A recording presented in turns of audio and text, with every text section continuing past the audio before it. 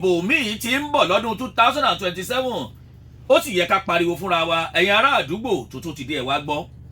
ilé ìgbìmọ̀ asòfin àgbà wa lórílẹ̀‐èdè nàìjíríà méjì ní bẹ́ẹ̀nbẹ́. ilé ìgbìmọ̀ asòfin ti àwọn aṣojú house of representatives ìyẹn ni wọ́n ń pè ní green chamber. ilé ìgbìmọ̀ asòfin tó jẹ́ ti senate ìyẹn ni wọ́n ń pè ní red chamber.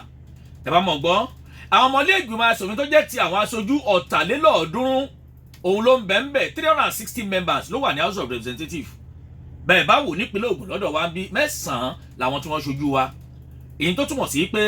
ẹkùn ìdìbò 3 tá a ní ń bí Ògùn Central Senatorial District aláwọn ọmọlẹ́gbìmọ̀ aṣòfin tó jẹ́ ti àwọn aṣojú House of Representatives 13 ní Ògùn West Senatorial District 3 náà ní bẹ́ẹ̀nbẹ́ Ògùn East Senatorial District 3 náà ní bẹ́ẹ̀nbẹ́ ó jẹ́ 9. ìyẹn ló fi jẹ́ pé tẹ́ ẹ bá mú káàkiri àwọn ìpínlẹ̀ mi àwọn ọdún jù bẹ́ẹ̀ lọ o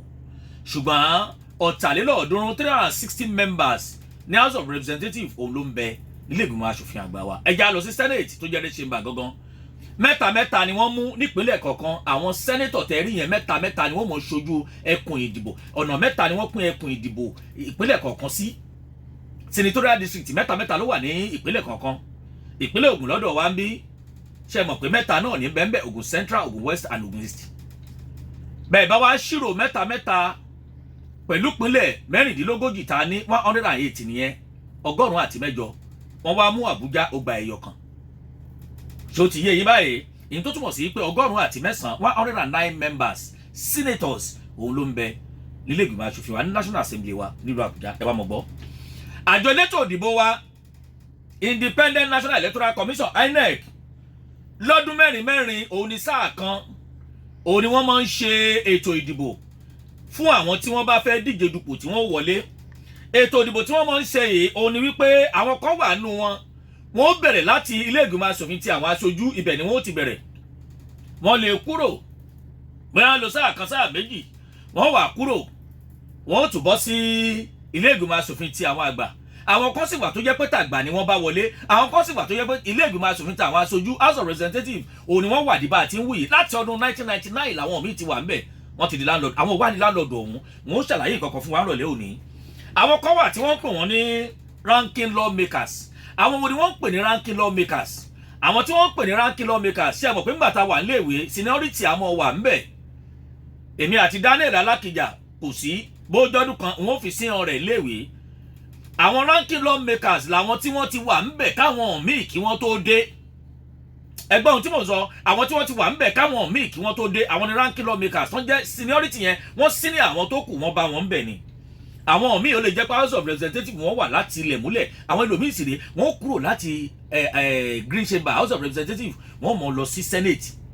àwọn tí wọ́n pè ní ranking lawmakers nù ẹ̀ wá já wá wo nǹkan kan mo ti ṣàlàyé iye àwọn èèyàn tó wà ńbẹ̀ fún wa 109 ló wà ní Senate 360 òun ló ń bẹ nílé ìgbìmọ̀ aṣòfin ti àwọn aṣojú ẹ̀ wá mọ̀ wá gbọ́ àwọn òní wọ́n ń pè ní landlord àwọn landlord lónílé àwọn ọmọlé ìgbìmọ̀ aṣòfin orílẹ̀-èdè Nàìjíríà àwọn kan wà tó jẹ́ ọmọ orílẹ̀-èdè Nàìjíríà tó jẹ́ pé wọ́n ti sọ lẹ́gbìmọ̀ aṣòfin àgbà wa wọ́n ti sọ dílé wọn wọ́n ti di landlord síbẹ̀ àwọn ni wọ́n ń dájọ́ wọ́n ń rojọ́ wọ́n ń ṣe gbogbo ẹ̀ wọ́n ti di landlord síbẹ̀ kódà wọ́n ti kó gbogbo ẹrù wọn lọ bẹ̀ gan pé bẹ̀ làwọn mọ̀ gbé látọdún 1999 òun ni wọ́n ti di landlord sílé ìgbìmọ̀ aṣòfin àgbà wa o lè jẹ́ House of Representatives ó sì lè jẹ́ Senate ẹ gbọ́ mi dáadáa rọ̀lẹ́ òní ẹ bá ń pa àwọn olóṣèlú ẹ kú mọ̀ kí mo súnmọ́ wọn dáadáa torí pé aṣọ tó bá kọ̀gùn ségun ni wọ́n ń pè ní jẹ̀pẹ́ bá a bá ń sọ nípa ọ̀rọ̀ ètò ìṣèlú ara wa lórílẹ̀‐èdè Nàìjíríà mo gbìyànjú díẹ̀ tí mo súnmọ́ wọn. ẹ jẹ́ á bẹ̀rẹ̀ báyìí àwọn wo ni láńlọ́ọ̀dù tó wà ńbẹ̀ 18 ni wọ́n 18 látọdún 1999 tí wọ́n ti wà ńbẹ̀ 18 ni wọ́n àwọn wa ni ẹni àkọ́kọ́ tó kọ́ wà ńbẹ̀ òun ni asòfin àgbà Ahmed Lawan Senator Ahmed Lawan chairman tó ń jẹ́ bẹ́ẹ̀ ó ti fìgbà kan rí tẹ́lẹ̀tẹ́lẹ̀ tó jẹ́ ààrẹ fúnlẹ̀ ìgbìmọ̀ asòfin àgbà wa lórílẹ̀‐èdè Nàìjíríà ní Night Assembly ìjókòó 9 ẹ wá mọ̀ gbọ́ látọdún 1999 tá a ti bẹ̀rẹ̀ òṣèlú àwa ara wa lórílẹ̀‐èdè Nàìjíríà democracy látọdún 1999 òun ni Senator Ahmed Lawan ló ti wà nílé ìgbìmọ̀ asòfin àgbà ẹ mọ̀kọ̀ ha ẹ̀ tí ì gbọ́ nǹkan kan ẹ wá mọ̀ wá gbọ́ nígbà tó kọ́kọ́ fẹ́ bẹ̀rẹ̀ gangan House of Representatives ló kọ́ bá wọlé ó sì ṣojú ẹkùn ìdìbò eléyìí tá a mọ̀ sí Bade Jakusko ìyẹn Bade Jakusko Federal Constituency tó ń bẹ nípínlẹ̀ Yobe ibẹ̀ ló kọ́ bá wọlé lọ́dún 1999 lábẹ́ ẹgbẹ́ òṣèlú wo ẹgbẹ́ òṣèlú eléyìí tí wọ́n ti parẹ́ All Nigeria People's Party APP ANPP All Nigeria People's Party ANPP lọ́dún 1999 sọdún 2007 ó lọ́dún mẹ́jọ níbẹ̀ House of Representatives.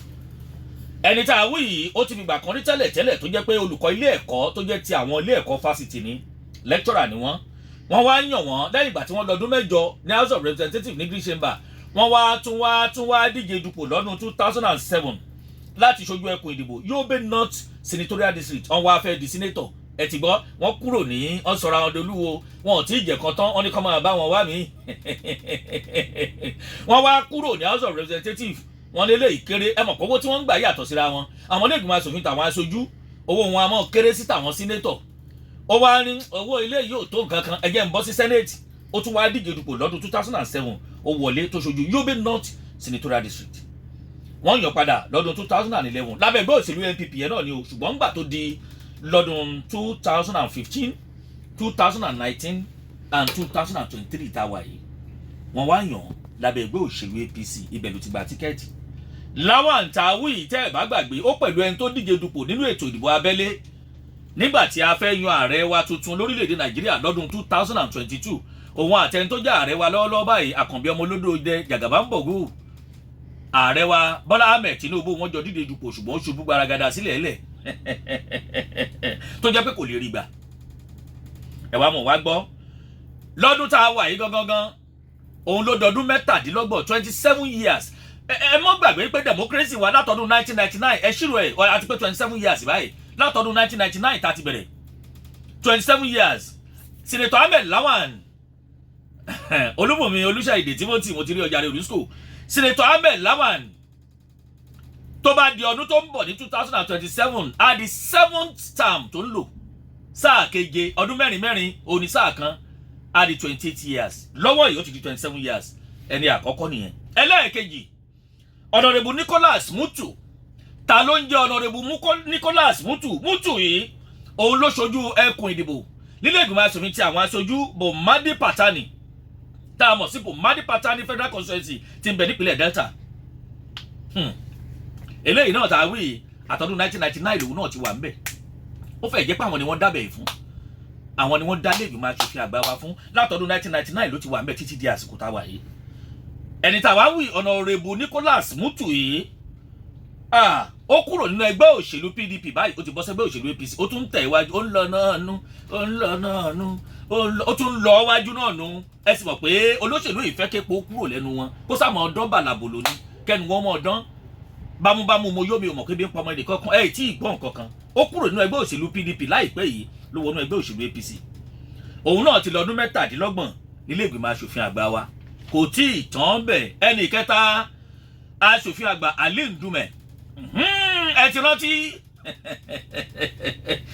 Mr. Padipadi Senator Padipadi torí wọn bá àdìkíní ẹ ti yé yín bọ́jẹ́ẹ̀tì wa Senator Ali Ndume tani Senator Ali Ndume Senator Ali Ndume yìí látọdún 2003 ló ti wà nílé ìgbìmọ̀ aṣòfin àgbà wa ń gbò kọ́kọ́ máa bọ́ bẹ̀ ó kọ́ ṣojú ẹkùn ìdìbò tó jẹ́ ti ilé ìgbìmọ̀ aṣòfin tàwọn aṣojú ibẹ̀ wọ́n ti ń bẹ̀rẹ̀ ọ̀pọ̀lọpọ̀ wọn Chibok ṣe ti rántí ibẹ̀ ni wọ́n ti kọ́ àwọn obìnrin wa lọ́njọ́ sí Senator Ali Ndume ló ń ṣojú wọn bẹ̀ Chibok Damboa Goza ibẹ̀ ló ń ṣojú wọn that is Chibok Damboa Goza Federal Constituency ìyẹn nípínlẹ̀ Borno lọ́dún 2003 sọdún 2011 lọ́dún 8 ilé ìgbìmọ̀ aṣòfin tàwọn aṣojú Ìgbòho kúrò ńbẹ̀ tó dọdún 2011 òun náà tún sọ wípé kékeré ni owó tó ti bí yẹn ó kéré jàre ẹjẹ́ ń bọ́ sílé ìgbìmọ̀ aṣòfin àwọn àgbà lọ́dún 2011 òun náà tún wá lọ ṣojú ẹkùn ìdìbò tó jẹ́ ti Borno South Senatorial District ibẹ̀ ló wà ní bá a ti ń wí ẹni tá a wí náà ó ti jẹ́ olùkọ́ ilé ẹ̀kọ́ tó jẹ́ ti àwọn tí ó jẹ́ ti gbogbo ìṣe polytechnic lecturer lòun náà tẹ́lẹ̀tẹ́lẹ̀ kó tó di pé wọ́n yàn nínú ẹgbẹ́ òṣèlú NPP ló ti kọ́kọ́ bọ́ sí ó kúrò ńbẹ̀ ó bọ́ sẹ́gbẹ́ òṣèlú PDP ó tún kúrò ńbẹ̀ lọ́wọ́ yìí ẹgbẹ́ òṣèlú APC ló wà tẹ́ ẹ̀ bá gbàgbé Ali Ndume yìí òun náà ló ti fi gbà kọ́rí tẹ́lẹ̀tẹ́lẹ̀ tó jẹ́ olórí àwọn ọmọ ilé ìgbìmọ̀ aṣòfin tó kéré jùlọ nílé ìgbìmọ̀ aṣòfin tó jẹ́ ti àwọn aṣojú ńgbà náà House of Representatives Green Chamber ìgbà tó yá ó dolórí àwọn ọmọ ilé ìgbìmọ̀ aṣòfin tó pọ̀ jù nílé ìgbìmọ̀ aṣòfin àgbà majority leader ní Senate bá a ṣe wí òun lọ́lọ́pàá nílé ìgbìmọ̀ aṣòfin ọlọ́pàá àwọn ọmọ ẹgbẹ́ ni o chief whip nílé ìgbìmọ̀ aṣòfin tó jẹ́ ti àgbà wa 23 years lòun náà ti lò National Assembly. Tálẹ́nì kẹrin Honorable Alhassan Doguwa Honorable Alhassan Doguwa tí mò ń sọ yìí ó ti fi ìgbà kan rí tẹ́lẹ̀ tó jẹ́ aṣíwájú nílé ìgbìmọ̀ asòfin tó jẹ́ ti àwọn aṣojú ó ń ṣojú ẹkùn ìdìbò Doguwa Tudun Wada Federal Constituency tí ń bẹ nípínlẹ̀ Kano. Honorable Alhassan Doguwa yìí ìgbà tó bá kọ́kọ́ dìbò lọ́dún 1992 tẹ́ ẹ̀ bá gbàgbé ní Third Republic lọ́dún 1992-1993 ẹ mọ̀ pé báyìí náà la ṣe June 12 àbí bẹ́ẹ̀ kọ́ ó díje dupò ńgbà náà lábẹ́ ẹgbẹ́ òṣèlú Social Democratic Party ẹgbẹ́ ẹlẹ́sìn dondo SDP kútùpà ó sì wọlé. Gbogbo ìgbà yẹn ló jẹ́ pé wọn ò lò jọdún kan lọ 1992-1993 ni kó tó di pé nǹkan dàrú. Ìgbà tó yá ó tún wá padà sílé ìgbìmọ̀ aṣòfin tàwọn aṣojú ìpé ohun tóun fẹ́ mú bẹ̀sẹ̀ àlóhun ò tí ì rí mú lọ́dún 2007 ibẹ̀ ló wá wà dìbà àti wá ń wù yìí sáà ẹlẹ́ẹ̀kẹfà ló ń ṣe 6th term ló ń ṣe nílé ìgbìmọ̀ aṣòfin àgbà wa lórílẹ̀‐èdè Nàìjíríà ṣùgbọ́n ṣá o kò tí ì lò ju nǹkan bí 21 years lọ péré 21 years ó lè òun ló lò tálẹ́nì karùn-ún aṣòfin àgbà Mohammed Monguno Senator Mohammed Monguno ẹ̀ẹ̀mẹ́ tó ń jẹ́ bẹ́ẹ̀ ẹ bèrè lọ́wọ́ àwọn èèyàn Senator Mohammed Monguno agbẹjọ́rò ni is a lawyer by profession agbẹjọ́rò ni wọ́n kọ́kọ́ dìbò yan ẹni yìí ní Third Republic lòun náà lọ́dún 1992 sọ́dún 1993 kò ṣe ju ọdún kan ló máa lò kó lọ́dún kò ṣe ju ọdún kan ló sì lò ń gbà náà. Ìgbà tó yá tá a padà sóṣèlú àwa ara wa ó tún padà sílé ìgbìmọ̀ asòfin bíi ti Alhassan Doguwa ó bá tún padà síbẹ̀ lọ́dún 2007 di bá a ṣe ń wì yìí ọdún mẹ́rin ni wọ́n ń dìbò yàn ó ń padà bẹ̀ ni bó bá ti kúrò kò ní kẹrù ẹ̀ tán ọ̀gá ẹ̀ kẹrù yín ni ó ní we are still coming back Senator ẹ̀ kẹrù yín ni forget àmà tún padà wá bí ó ń padà lọ lọ́dún mẹ́rin ni di bá a ṣe ń wì yìí ẹni tí mò ń sọ yìí Senator Mohammed Monguno yìí ìgbà tó kọ́kọ́ ṣojú ẹkùn ìdìbò Mate Monguno Ngazai Federal Constituency ló ń ṣojú nípínlẹ̀ Borno. Ìgbà tó wá yá wọ́n wá dìbò yàn gẹ́gẹ́ bí Senator fún Borno North Senatorial District lọ́dún 2023 ibẹ̀ ló wà báyìí. Ìgbà tó wà nílé ìgbìmọ̀ asòfin ti àwọn aṣojú tó ń ṣojú Mate Monguno Ngazai ó díje dupò pé òun fẹ́ di olùdarí ilé ìgbìmọ̀ asòfin ìyẹn Speaker House of Representatives lẹ́ẹ̀mejì ọ̀tọ̀ọ̀tọ̀ lọ́dún 2015 sọdún 2019. Ìgbà tó yá tí ìpè pọ̀ wọ́n ní kó rè step down fẹ́ni tí ẹgbẹ́ òṣèlú APC tí wọ́n múlẹ̀ ńgbà náà anointed candidate tó jẹ́ pé òun ni wọ́n fẹ́ gbárùkù tì tàwa lẹ́ni ọ̀hún Right Honourable Fẹ́mi Gbàjàbíàmílà òun náà ní kó ra jùlẹ̀ fúngbà náà wọ́n wá sóhun di ọlọ́pàá àwọn ọmọ ẹgbẹ́ ilé ìgbìmọ̀ aṣòfin àgbà di bá a ṣe wí òun lọ́pàá ilé ìgbìmọ̀ aṣòfin àgbà wa chief whip ní Senate bákan náà òun ló jẹ́ pé òun náà ti lo táàmù 6 ọ̀tọ̀ọ̀tọ̀ 6 term òun ló wà nílé ìgbìmọ̀ aṣòfin àgbà wa 21 years òun náà ń lò kò tí ì pọ̀ jù. tálẹ́nì kẹfà àwọn láńlọ́ọ̀dù ni mò ń kà á lẹ̀ nílé ìgbìmọ̀ aṣòfin àgbà wa ní Honourable Abba Ibrahim.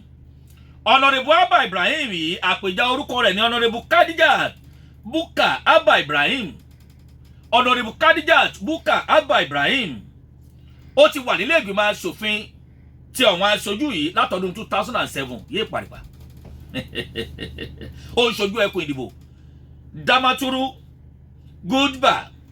Gulani àti Tammo Federal Constituency tí ń bẹ nípínlẹ̀ Yobe. Ẹni tí mo wá ń sọ yìí ó ti fi ìgbà kan rí tẹ́lẹ̀ tó jẹ́ first lady ìyàwó ẹni tó jẹ́ gómìnà ìpínlẹ̀ Yobe tẹ́lẹ̀ lọ́dún 2016 ó dáwọ́ dúró díẹ̀ nígbà tí ẹni tó jẹ́ ààrẹ wa lánàá olóògbé ajagunfẹ̀yìntì Muhammadu Buhari bàbá ń dàwúrà bàbá onímàálù wọ́n wá yàn án gẹ́gẹ́ bí ẹni tó jẹ́ pé òun ni alákòóso fún ọ̀rọ̀ abẹ́lé tó ní ṣe pẹ̀lú ọ̀rọ̀ ilẹ̀ òkèrè wa foreign affairs kò ní wọ́n yàn fún gbà ṣùgbọ́n wá wò pé owó mínísítà eléyìí ò tó nǹkan kan jàre kò lè ká mi lẹ́nu dáadáa ẹ̀wẹ̀ ó bá kọ̀wé fipò lẹ̀ ó resign voluntarily ó resign ẹ wo mi ò ṣe méde ṣe ẹ má bínú ẹ̀gbá ni mí ó wá resign ó kọ̀wé fipò lẹ̀